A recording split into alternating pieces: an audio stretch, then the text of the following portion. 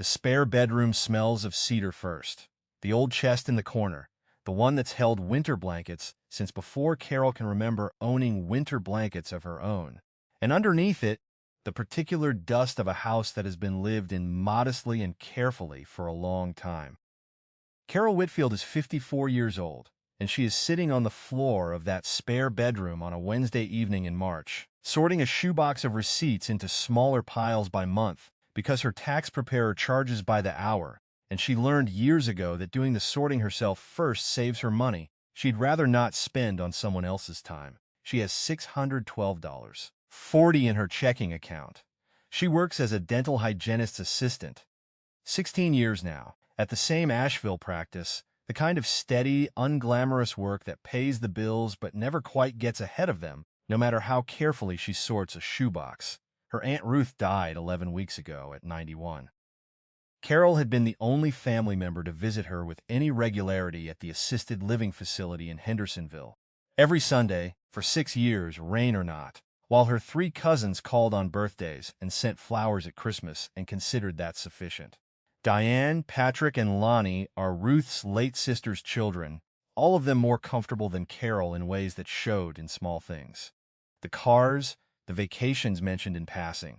The easy assumption that proximity to money was the same thing as being entitled to it. She had never once visited her aunt expecting anything in return, which was precisely why none of them believed she expected anything now. On the kitchen counter, where she left it an hour ago, a letter from a Hendersonville attorney's office, the paper heavier than her usual mail. The reading of Aunt Ruth's will is in 9 days.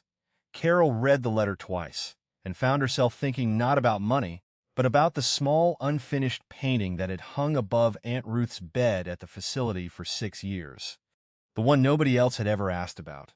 The will reading takes place in a Hendersonville law office with leather chairs and a long table polished to the kind of shine that makes people sit up straighter without meaning to. Diane arrives first, a real estate broker in her late 50s, in a cream cashmere coat, a gold watch that catches the overhead light every time she checks the time, the easy confidence of a woman who has spent 30 years believing that closing deals and being right were more or less the same skill. Patrick and Lonnie follow a few minutes later, equally comfortable, equally certain how this afternoon is going to go. The attorney reads the will. Deanne, Patrick, and Lonnie split Ruth's estate 3 ways, $387,000 in combined savings and investment accounts, Ruth's paid-off house in Hendersonville, and a small rental property in Asheville that Ruth had owned since the 1970s. They receive it the way people receive something they were already counting on. Without surprise, with the faint impatience of people waiting for the paperwork to catch up to what they already knew, Carol is named separately, almost as an afterthought near the bottom of the page. She receives the unfinished oil painting currently hanging in Ruth Whitfield's room at Sunset Ridge Assisted Living, and nothing further. Diane laughs, not cruelly exactly, but with the easy carelessness of a woman who has never had to measure her own laughter against someone else's dignity. "Well, that's sweet, actually," she says. "Aunt Ruth knew you'd appreciate it more than the rest of us would. We wouldn't have known where to put it." Patrick adds that he assumes it's worth maybe $50 at a yard sale. Carol says nothing. She is handed the painting that afternoon, wrapped in an old bedsheet, lighter than she expects when she takes it into her arms, the canvas slightly warped at one corner. A small brass plate is set into the back of the frame, reading only, R.W. 1933. She remembers something Ruth told her quietly on one of the last clear Sundays before her decline accelerated. Ruth's hand closing around her wrist with more strength than Carol expected from someone so small by then. "That painting's been mine since I was 9 years old. My father gave it to me himself. He told me never to let anyone reframe it. Not ever, Carol. Promise me." She had promised without understanding why it mattered. Carol drove the painting home wrapped in the same sheet, and that night, turning it over under her kitchen lamp to look at the brass plate again, she noticed something she had never noticed in 6 years of Sundays. The frame's backing board didn't sit flush, not quite, on one side, and she decided, before she had time to talk herself out of it, that she was driving to Ruth's storage unit in the morning to find out why. Carol drives the 43 minutes from Asheville to the storage facility outside Hendersonville on a Thursday morning, alone. She has told no one, not her husband, not her sister, because she doesn't yet have anything worth explaining, only a loose backing board and a promise she made without understanding it. She pays $14 in tolls on the faster route, the one she usually avoids to save the money, because this morning saving 40 minutes feels more urgent than saving $14. The unit, paid through the end of the year by the estate, has been untouched since Ruth's decline began 3 years ago. The smell reaches her the moment the rolling door grinds upward on its track. Dust and old cardboard and the specific mildewed sweetness of a space that hasn't had its air turned over in a long time. The concrete floor is cold enough to feel through the soles of her shoes within the first minute. Inside, stacked boxes gone soft at the corners. An old armchair with a collapsed cushion she doesn't bother sitting in. 3 more paintings leaning against the back wall. None of them the one she's looking for information about, since that one is already wrapped in a sheet on her back seat. She works through the boxes methodically, the cardboard corners giving slightly under her hands as she lifts the flaps. In the third box, she finds a smaller folder, tied with string gone brittle and gray, labeled in handwriting she recognizes from old family letters as Ruth's father's. Estate papers. Do not discac. Inside, nothing about the painting directly. Bank statements from a Hendersonville bank that no longer exists, dated 1933, the account marked closed in the same careful hand. She almost gives up. The cold has worked its way fully into her hands by now, and her lunch break ends in 90 minutes, and she has a long drive back ahead of her, with nothing to show for the morning, but borrowed time from work she can't really spare. But she thinks about Ruth's hand closing around her wrist that last clear Sunday, the specific urgency in Promise Me, and she keeps looking at the very bottom of the folder. A single index card, brittle at the corners, in the same handwriting, picture frame RW, back panel, do not remove without H. Pruitt present. She has no idea who H. Pruitt is, but she knows now, with a certainty that has nothing to do with proof yet, that the painting's backing was never just a backing. She drove home with the index card on the passenger seat beside her, and that evening, with a flathead screwdriver and her kitchen table cleared, she began, carefully, to separate the backing board from the frame. The backing board comes free first. The old tack's brittle enough that most of them snap rather than pull, and the moment it's loose in her hands, Carol notices something wrong with it. It's heavier than cardboard backing should be. Noticeably so, an uneven weight shifting in her grip, distributed unevenly across the panel rather than the light, even heft of simple protective board. She sets it on the kitchen table and looks at the back of the canvas itself, mounted on its original wooden stretcher frame. And that's when she sees the second panel, a thinner board, glued flush against the stretcher's inner edge, fitted with enough care that it had passed, for 6 years of Sundays, as nothing more than part of the frame's original construction. She taps it gently with one knuckle, hollow in the center, solid at the edges. The specific acoustic signature of a cavity built deliberately, not worn into existence by decades of accident.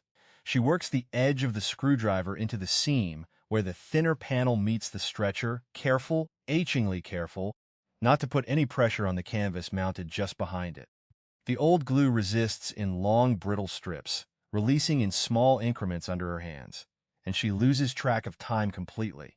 When the panel finally comes away in one piece, lifting clean from the frame, she realizes nearly 30 minutes have passed, and her neck has gone stiff from leaning over the table. Behind it, a shallow cavity cut directly into the original wooden stretcher frame itself, not added later but built into the painting's construction from the very beginning. Inside the cavity, a thin bundle wrapped in oilcloth, dry and undisturbed, the air around it smelling of old paper and something faintly metallic underneath. The smell, she will later learn, of decades-old ink and stock paper that has never once been exposed to humidity. She unwraps it at the table, her hands slower now than they were with the screwdriver. 11 original stock certificates.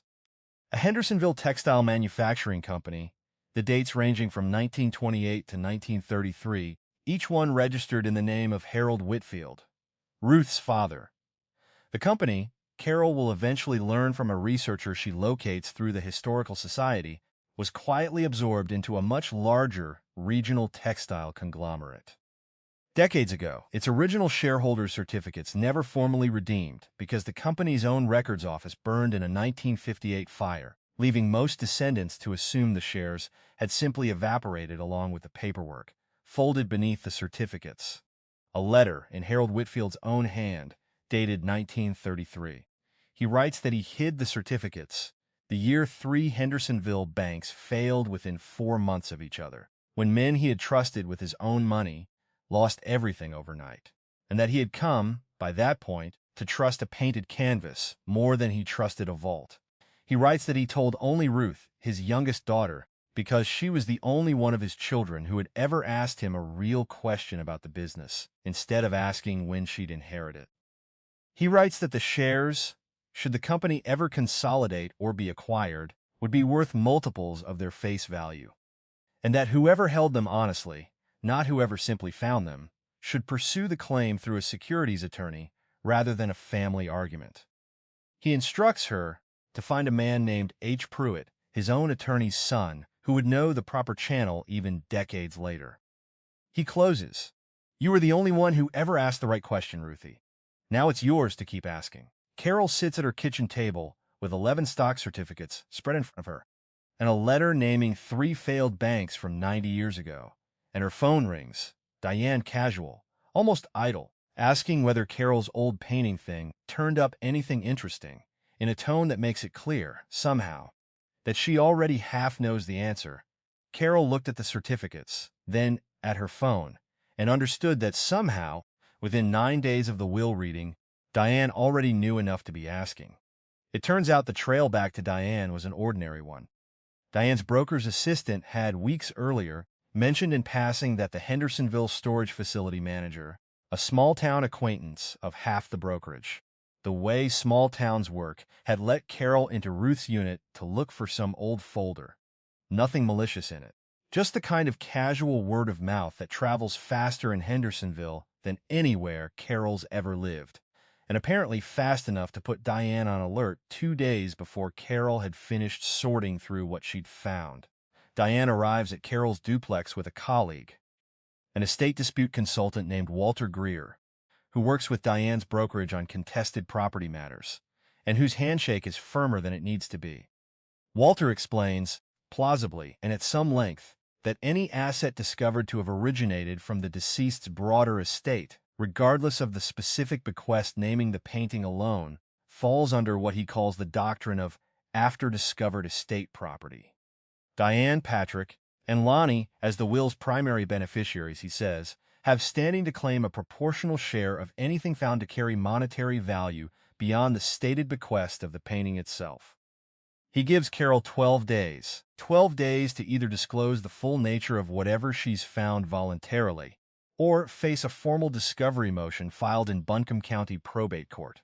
Diane looks past Walter, at the warped canvas leaning against Carol's kitchen wall, and says, with a contempt sharper now than the one she let slip at the law office, "Come on, Carol, you really thought Aunt Ruth left you something the rest of us wouldn't eventually hear about? That's not how families work." Carol thinks of a name she found through 2 phone calls to the Hendersonville Historical Society the day before. A name she has not yet said out loud to anyone, sitting quietly in her notebook on the kitchen counter, 6 feet from where Diane is standing. She says nothing about it. She says only that she'll respond appropriately within the 12 days, and that Diane is welcome to file whatever she believes she's entitled to file. Diane looks at her a moment longer, the look of a woman waiting for some sign of panic that doesn't arrive. And then she and Walter let themselves back out, and Carol hears the car doors, and then the engine, and then nothing. Carol waited until Diane's car was out of the driveway. Then she sat back down at the kitchen table, picked up her phone, and called the number the Historical Society had given her for a securities attorney named Renee Pruitt, H. Pruitt's granddaughter, and the only person in Hendersonville who had been expecting this call for 90 years.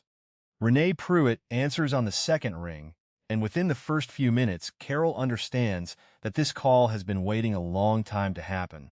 Renee explains that her grandfather had handled exactly this kind of Depression-era, hidden certificate case twice before in his career, and that her firm has kept an informal file on unredeemed pre-1934 textile certificates from the region for decades, on the quiet expectation that some of them would eventually resurface. She confirms that the Hendersonville Textile Company named on Carol's certificates was absorbed in a 1961 merger into a regional conglomerate that still exists today under a different name, and that the conglomerate's transfer agent maintains records reaching all the way back to the original 1933 issuance. The shares were never legally voided, only unclaimed. She explains the legal point plainly, the way someone explains something they've waited years to say out loud to the right person. Diane's after-discovered estate property claim applies to assets that were part of Ruth's estate at the time of her death.